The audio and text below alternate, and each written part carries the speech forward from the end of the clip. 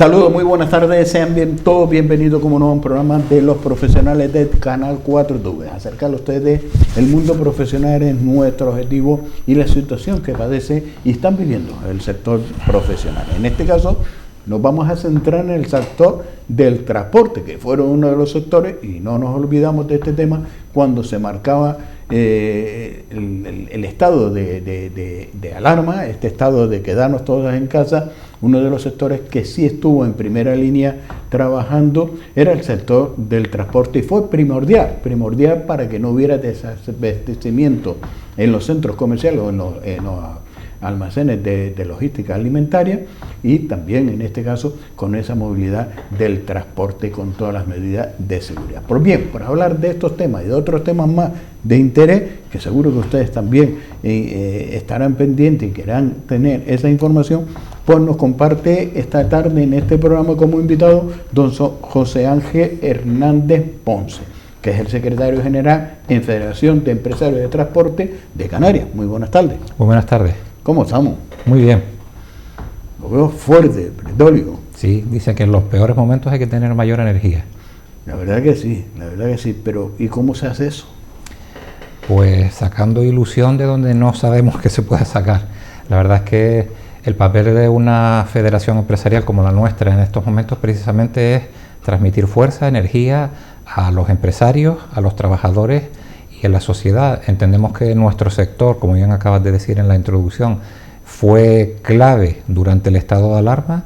Creo que por primera vez en la historia la sociedad ha descubierto la importancia que tienen los servicios de transporte y por lo tanto, como acto de responsabilidad, nos toca en estos momentos tratar de meter empuje a todo lo que tiene que ver con nuestra actividad para, primero, intentar colaborar en lo que podamos en salir de este bache que va a ser muy largo y sobre todo pues garantizar una serie de servicios que entendemos que son básicos para la población. Por eso estamos empujando con mucha energía en estos momentos. Pues me gustaría comenzar en este caso hablando de algo que nos sorprendió, que en la pasada entrevista hablábamos de las medidas que adoptaban por parte del gobierno de España, y en este caso que afectaba no solo a todos los usuarios que tienen un vehículo de transporte que tiene que pasar la ITV, pero claro, estamos en un estado de alarma, estaba todo el mundo en casa confinado y estaban cerrados también todos estos establecimientos de ITV y sobre todo los talleres, por lo cual muchos de esos vehículos no pudieron pasar en su momento esas ITV. El Estado buscaba unas medidas, la prorrogaba, pero fue sorprendente cuando usted nos dice y nos pone sobre la mesa en la situación de un vehículo que tiene, por ejemplo, los de transporte, que la fecha de ITV a ITV es más corta que cualquier turismo. Se llegaba a pasar esa ITV porque las medidas decían, pues se puede ampliar, pero claro, cuando iba a pasar la ITV es que tenía que pasar 2 ITV, por lo menos le cobraban 2 ITV. Sí, algo contradictorio. Así fue, ha sido algo que, salvo el Ministerio de Industria, yo creo que nadie en España ha comprendido. Como bien manifiestas, los vehículos de transporte se les exige mayor seguridad, y mientras que un vehículo turismo que pueda tener un ciudadano, pues las ITV las pasa durante cada 4 años hasta que el vehículo tiene 10 años y luego empieza a pasarlas cada 2 y cada 1. En el caso de los vehículos industriales, las ITV se suelen pasar cada año o cada 6 meses. Es decir, estamos prácticamente 2 veces al año pasando por las ITV. Durante el estado de alarma las ITV cerraron y el gobierno lo que hizo fue prorrogar la validez de las ITV, es decir, un vehículo que en marzo o abril se le hubiera vencido la ITV, pues podía seguir circulando sin que estuviera en ninguna situación de ilegalidad, era perfectamente correcto. ¿Cuál es la sorpresa? Que cuando finaliza el estado de alarma y vuelven a abrir las ITV, sacan un real decreto que establece que aunque el vehículo pasara la ITV hoy, se le ponía fecha de marzo, con lo cual se da la paradoja que aquellos camiones o guaguas que cada 6 meses tenían que pasar la ITV, como bien manifestaba, se le correspondía que tiene que pasar 2 veces el mismo día la ITV, algo ridículo. El gobierno, la única justificación que adujo para eso fue que quería minimizar los daños económicos para las ITV, pero evidentemente el sector del transporte está de acuerdo en que hay que ayudar a las ITV, igual que a cualquier sector empresarial que tenga puestos de trabajo, pero lo que no puede ser que la ayuda la ponga el sector del transporte, pagando 2 ITV cuando le toca pasar la una. Y hoy hemos tenido una sorpresa agradable, a medias pero agradable, y es que el Tribunal Supremo ha dictado unas medidas cautelares por la cual de manera temporal pues ha dictado que no puede aplicarse ese criterio, que el vehículo que pase la ITV ahora se le pone la fecha de ahora y a partir de aquí empieza a correr el plazo. Es decir, la prórroga del estado de alarma sigue en vigor y los vehículos que pasen ahora su ITV, pues desde este momento empezaría a contárseles el plazo de dicha revisión. ¿Por qué digo que esto es temporal? Pues la Federación Nacional de Transportes puso un contencioso en contra de este Real Decreto y el Tribunal Supremo, en vista de los perjuicios, lo que ha hecho es transitoriamente paralizar los efectos de esa retroactividad hasta que dicte una sentencia definitiva. Nosotros entendemos que el hecho de que haya tomado esta decisión es un poco un indicio de que nos vayan a dar la razón en el futuro.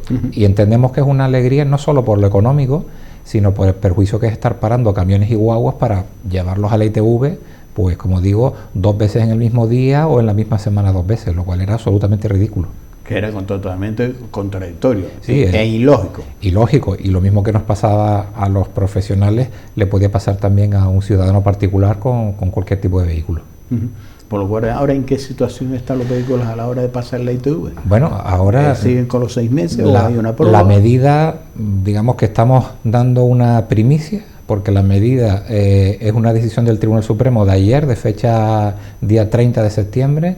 A partir de hoy es cuando empieza a surtir efecto y los vehículos que a partir de hoy vayan a pasar la ITV son los que deberían encontrarse con que ya no se les sella con una fecha de 6 meses atrás, sino que se les sella con la fecha del día que están pasando la revisión, que es lo razonable.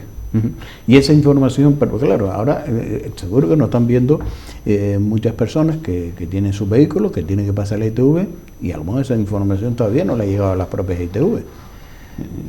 Bueno, nosotros queremos pensar que si la tenemos nosotros, la tendrán ellos también, porque entre otras cuestiones, al ser parte interesada en este contencioso, entendemos que se le habrá notificado, por lo menos al colectivo de ITV, la sentencia correspondiente. En cualquier caso, están publicadas en los boletines oficiales y por lo tanto entendemos que es de público conocimiento. Es posible, no lo sé, es posible que a lo mejor haya el típico plazo de desinformación de unos días, pero bueno... que estamos ya más que acostumbrados, ¿no? Efectivamente. Y cómo se contradicen a veces. Exacto, pero esperamos que esto pues llegue a buen puerto. Insisto que nosotros no tenemos nada contra las empresas que regentan ITV, nos parece razonable que el gobierno les ayude porque han estado cerrados, igual que un montón de sectores profesionales, pero entendemos que no es lo más razonable que se estén pagando ITV duplicadas simplemente por el hecho de abonar una tasa. Hombre, es que es una cosa que está en la lógica, porque los vehículos que sí pudieron estar movilizándose y gracias a esa movilización, volvemos y repetimos, no hubo esa falta de abastecimiento en los centros de alimentación y otros temas más, fueron los vehículos de transporte, porque el vehículo unitario de una familia, ese se tuvo que quedar en casa porque no se podía, salvo que se desplazara para su lugar de trabajo. Sí, de hecho, recordarás que nosotros en el periodo del estado de alarma solicitamos insistentemente al gobierno que las ITV atendieran, aunque sea a los vehículos profesionales, porque no queríamos estar sin revisiones. Nosotros somos totalmente enemigos de la falta de revisiones y de control y pedimos que aunque sea los vehículos industriales se nos revisara, pero bueno, el gobierno del Estado sacó sus medidas de seguridad donde todos los trabajadores los mandó a su casa y entendimos que había que respetar ese criterio porque la sanidad estaba por encima de otros intereses. Pero otra de las medidas también que tomaba por parte del gobierno era el control de los tacógrafos. Ahí se quedó un poco paralizado. Oye, no vamos a hacer la vista gorda, ahora no toca mirar los tacógrafos y sobre todo aquí en Canarias, pues hablamos en Península, sabemos que son distancias muy largas y demás y podemos comprender, pero aquí en Canarias el tacógrafo lo llevamos luchando, no es coherente tenerlo.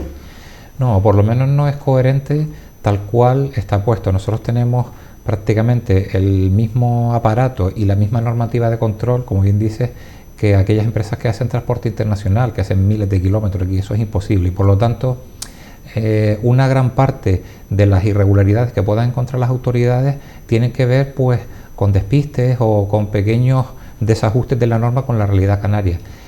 Es cierto que en el periodo del estado de alarma el gobierno exoneró parcialmente al transporte de mercancía del tacógrafo porque hubo que duplicar y triplicar los turnos de trabajo para poder atender supermercados, hospitales, farmacias, etcétera, etcétera. Y yo creo que fue patente que el sector del transporte en general, pero el transporte de mercancías en particular, tuvo un papel protagonista en aquel momento. Se vio que todos los servicios básicos de la ciudadanía dependían de que pudieran ser suministrados. Los hospitales necesitaban todo tipo de, no solo medicinas, productos para hospitalización, productos químicos, productos de suministro que requerían de transporte. Las plantas potabilizadoras, centrales eléctricas, todos los servicios básicos necesitan de suministro de transporte. Y luego lo que el ciudadano más ve de cerca, que es el supermercado, no faltó mercancía básica, sí, nos quejábamos de que el yogur light sin no sé qué faltaba, pero que comer... Eso también falta hoy. Efectivamente, que comer no faltó ni productos de limpieza, ni de primera necesidad, ni de ningún tipo de referencia. Entonces yo creo que la cadena logística, el transporte, funcionó muy bien, así como también pues el sector de la distribución alimentaria, las empresas de grandes superficies, pues también acreditaron de que tenían una capacidad de estocaje y de suministro bastante importante. En algo que sí también hay que reconocer es esa profesionalidad y compromiso por parte de los miembros de los cuerpos de seguridad del Estado, entre ellos la Guardia Civil, que facilitaba en los controles de carretera la circulación de los vehículos de transporte. No los paraba, los dejaban pasar o le habilitaba un carril para la hora de hacer esos controles. En la autopista Gran Canaria aún no se vio mucho, donde desviaban los turismos por un carril para hacer el control, para tenerlo, y un carril que dejaban donde desviaban esos vehículos de transporte, el cual seguía con su ruta y su trabajo. Sí, ahí, bueno, como en todas estas cosas novedosas que pasaron durante el estado de alarma, pues tuvimos varias fases. El gobierno del estado decretó normas que apoyaban de una manera clara y decidida a los servicios de transporte porque entendían que era un servicio esencial. Hubo al principio una gran descoordinación entre las administraciones. Aquí en Canarias pues tenemos la Guardia Civil, Policía Canaria, diferentes policías locales, y había criterios distintos, pero en ese caso nuestra federación hizo un poco de elemento coordinador y al final se consiguió lo que manifestaba, que hubiera medidas para agilizar ese tipo de suministro de mercancía. Hay que tener en cuenta que la mayor parte de supermercados en Canarias suele tener pues una cadencia de suministro de como mucho 2-3 puntos de suministro semanales y llegamos a tener 3 al día. Entonces no hay flota en el mundo de camiones capaz de afrontar eso. Eso se hizo a base de contratar personal extra, de que los trabajadores hicieron un esfuerzo extraordinario, no solo en echar muchas horas, sino en trabajar muy duro, sin quejarse en ningún caso y además con un profundo sentimiento de que estaban haciendo un servicio a su sociedad. Entonces yo creo que eso es para sentirnos orgullosos en el sector del transporte, pero también la sociedad, que tiene no solo unas empresas, sino unos trabajadores que cuando llega un momento crítico dan el do de pecho. Oiga, está también de enhorabuena. Le han otorgado el premio Roque Nublo 2020 por parte del Cabildo Insular de Gran Canaria. Pues sí, la verdad es que anoche en un evento que se celebró en el Auditorio de Las Palmas, que estuvo presidido por el presidente del Cabildo y que también asistió el vicepresidente y otros consejeros de la Corporación Insular, pues se otorgaron los honores y distinciones 2020 como cada año, y en esta ocasión pues a la Federación de Empresarios de Transporte de Canarias se le otorgó el Roque Nublo en la especialidad de Economía, pues por nuestra contribución a la dinamización económica de la isla de Gran Canaria. Para nosotros, como digo, es un orgullo, es un placer tener esa distinción, y además pues me gustaría públicamente manifestar que entendemos que no es un premio solo a la Federación, realmente es un reconocimiento a la actividad del transporte, a todos sus trabajadores, a todos los empresarios y a todas las personas, lo que nosotros denominamos la familia del transporte, proveedores, nuestros propios clientes, entendemos que forman parte de la familia del transporte. Si no hubiera clientes no habría actividad de transporte, y creemos que es un reconocimiento explícito y público a lo que ha representado el transporte en general, pero en este estado de alarma. Yo entiendo que el Cabildo ha tomado conciencia, no solo que durante el estado de alarma ha sido importante, previamente habíamos tenido un papel protagonista en el triste incendio de Gran Canaria y por lo tanto, bueno, creemos que las empresas y trabajadores del sector han tenido un justo reconocimiento. Yo quería hacer una mención, y lo habíamos hablado anteriormente, y en estos momentos que se reconoce esa labor y ya se ha reconocido, pero se le otorga ese premio Rodenublo, hacer también la mención de la profesionalidad de muchas de las personas que trabajan en el sector del transporte y sobre todo personas que trabajan con seguridad. En todas profesiones hay un garbanzo negro, vale, bien, eso lo aceptamos, pero también hay que distinguir y agradecer, pero lamentablemente no lo tenemos entre nosotros, como fue en su momento, en este caso, Serafín Morón, que era conductor de guagua, en el cual en su labor, en su trabajo, se sintió indispuesto. Desgraciadamente sufrió un infarto y por mucho que intentaron los sanitarios recuperarlo, no pudieron, y en esos momentos esa profesionalidad de sentirse indispuesto, sufría un infarto, tuvo este hombre la valentía, la galleguía, la tranquilidad de coger ese vehículo que llevaba 34 pasajeros, que se desplazaba al aeropuerto de Gran Canaria, desplazar la guagua hacia el Arsén y llegar hasta el momento de pararlo, en el cual se hubiera producido cualquier catástrofe en esos momentos, pero estuvo, y hay que reconocer también en esos momentos esa gran profesionalidad y lamentablemente darle el más sentido pésame a toda su familia y reconocer ese trabajo, y como digo, lamentablemente no lo tenemos entre nosotros. Sí, bueno, como digo, en los momentos malos es cuando se ve a los buenos soldados, y yo, estoy convencidísimo que en este estado de alarma ha quedado pues patente que todos los profesionales del volante han sido grandes personas, grandes sacrificados, y además, como digo, sin quejarse, sino lo han hecho con todo el valor del mundo. En el caso de Serafín Morón, yo tuve la suerte de conocerlo personalmente bastante bien, fue alumno mío en varios cursos de especialización de transporte, y además tuvimos la coincidencia de ser conductor en muchos servicios de transporte que organizamos en la Federación, y es verdad que era un señor que se preocupaba mucho de la seguridad, estudiaba mucho, le gustaba estar al día de toda la normativa, y además se tomaba la profesión de una manera especialmente seria. Falta entre nosotros así ya algunos años, pero es cierto que hizo una demostración de profesionalidad literalmente hasta el último minuto. Lamentablemente, pues bueno, falleció en acto de servicio, y en su día hicimos un homenaje a su viuda y a sus hijas, y bueno, pues todavía lo podemos recordar como punto de orgullo del sector. Que hay que marcarlo, ¿no? Porque siempre decimos, oye, que los chefes de la guagua, pues, hombre, también hay que reconocer esta profesionalidad que tiene la inmensa mayoría, ¿eh? Lo que pasa es que un hecho puntual de una persona daña la imagen de todo el colectivo. Sí, bueno, suele pasar. Cada día hay miles o millones de aviones volando por el mundo, que es una profesión que requiere de mucha precisión, y no salen en ningún sitio, solo sale cuando uno tiene un incidente. Pues en las guaguas, en los camiones pasa exactamente igual.